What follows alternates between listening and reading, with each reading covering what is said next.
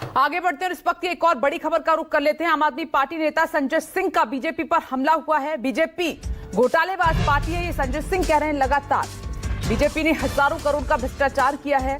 चुनावी बॉन्ड को लेकर उन्होंने निशाना साधा, कहा कि चुनावी बॉन्ड के नाम पर बीजेपी ने घोटाला किया है और घाटे वाली कंपनियों ने बीजेपी को चंदा दिया। उन्होंने कुछ कंपनियों के नाम भी गिनाए। उन्होंने कहा कि कंपनियां घाटे में चल रही थी, उसके बावजूद भी चंदा दिया गया। कैसे? तो सीधे तौर पर यह बड़ा आरोप है संजय सिंह की तरफ से बीजेपी पर कि चंदा कंपनियां जिन्होंने चंदा दिया वो घाटे में थी, उसके बावजूद भी कैसे कई गुना चंदा बीजेपी को दिया गया। वो कह रहे हैं कि टैक्स माफ किया गया है बीजेपी की तरफ से चंदा देने की एवज में। ये संजय सिंह का बड़ा आरोप है बीजेपी पार्टी पर और वो सीधे कह रहे हैं कि बीजेपी ने हजारों करोड़ का भ्रष्टाचार किया है, गड़बड़ी की है और लगातार जब से जेल से बाहर आए एक नई स्ट्रेटेजी के साथ बीजेपी पर हमलावर हैं आम आदमी पार्टी सांसद संजय सिंह। अब बीजेपी वर्सेस आम आदमी पार्टी लड़ाई अब बड़ी होती चली जा रही है। सुनिए जरा क्या कुछ कहा है संजय सिंह ने। कितने सुनियोजित तरीके से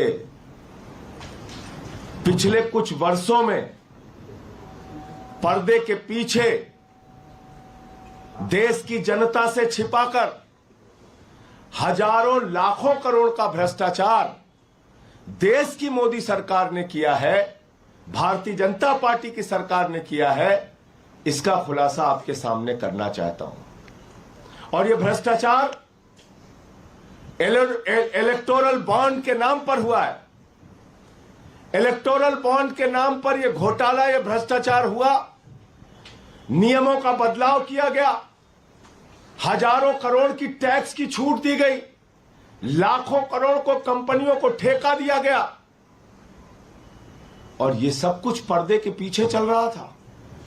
मैं तो धन्यवाद देना चाहता हूं माननीय सर्वोच्च न्यायालय का, जिन्होंने मुंह से, छाती से, दिमाग से जहां जहां इनका डाटा छुपा हुआ था वो सारा का सारा डाटा खींच के देश की जनता के सामने निकाल के रख दिया।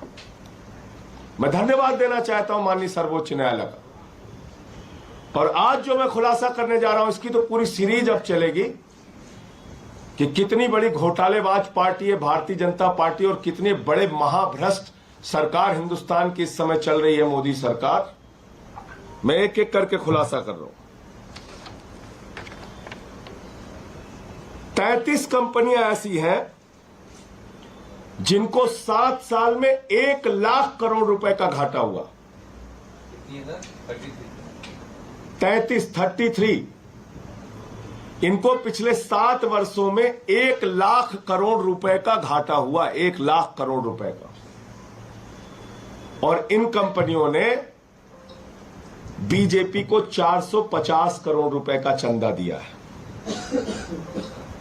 दूसरी कैटेगरी है 17 कंपनियां ऐसी हैं इसमें, इन 33 कंपनियों में, जिन्होंने या तो जीरो टैक्स दिया है या उनको टैक्स में रिबेट मिला है, माइनस टैक्स है उनका।